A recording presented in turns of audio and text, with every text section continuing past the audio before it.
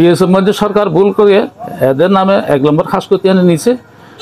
এইটার বিরুদ্ধে আমি 2012 সালে মামলা করেছি। এই মামলা নিষ্পত্তি না হওয়া পর্যন্ত এই মামলার উপর নিষেধাজ্ঞা সরকারের বিরুদ্ধে দোতরফা সূত্রে নিষেধাজ্ঞা আছে এবং পরিবেশ বন মন্ত্রণালয়ের একতরফা সূত্রে নিষেধাজ্ঞা আছে। নিষেধাজ্ঞা টাকা খালিনও আইসা এটাই আমাদেরকে মানে বারবার বিভ্রান্ত করতেছে। কক্সবাজার অবৈধ দখলদারের তালিকা উচ্ছেদ মামলার বিষয় নিয়ে বাকখালী নদীর তীরের অবৈধ দখলদার তালিকা তৈরি সংক্রান্ত মহামান্য হাইকোর্টের রিট পিটিশন নং 8325/2014 এই রিপোর্ট কক্সবাজার জেলা প্রশাসক হাইকোর্টের রিট পিটিশনের তালিকা এবং তদন্ত প্রতিবেদন কক্সবাজার সদরের ছিলেন তহসিলদার সার্বিয়ার খানঙ্গ সিএসসি মূলে অবৈধ দখলদারের তালিকা তৈরি করার জন্য নির্দেশনা দেওয়া হয়েছিল। এই দখলদারের মধ্যে কক্সবাজার সিএসসি না থাকার কারণে কক্সবাজার আরএসসি নিয়ে নির্ধারণ করা হয় এবং আরএসসি নিয়ে নির্ধারণ করে কক্সবাজার বাকখালী নদী এবং অবৈধ দখলদার তালিকা করে উচ্ছেদ করা আমাদের কোনো সমস্যা নেই। এবং এই বাকখালী নদীর সীমানা নির্ধারণ করে বাকখালী নদীর জায়গায় আছে,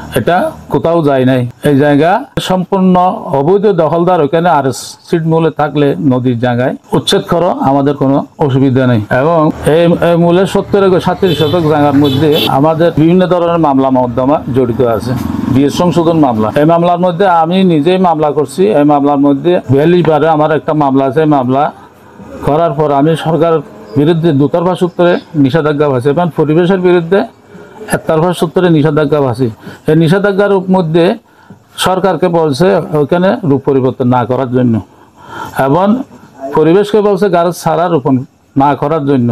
এভাবে এইটা সরকারে মামলা করছে, এটা আপিল করছে। আপিলের মধ্যে হাইকোর্ট গেছে, হাইকোর্টে আমার 196 মামলা সরকারের মামলা খারিজ করে আমার নিষেধাজ্ঞা বহাল করে দিয়েছে। এটা আবার সুপ্রিম কোর্ট গেছে, সুপ্রিম কোর্টও আমার 346 মামলা ওখানেও আমার বহাল আছে। 346 মামলা স্থিতিশীল অবস্থা বজায় রাখার জন্য উভয় পক্ষকে নির্দেশ দেওয়া হয়েছে। এখন আমাদের কথা হলো যে কক্সবাজারে শুধু উচ্ছেদ বলে শুধু নদীর জায়গা কোথায় আছে, এটা অবৈধ দখলদার কোথায় আছে এটা পরিমাপ করা হোক।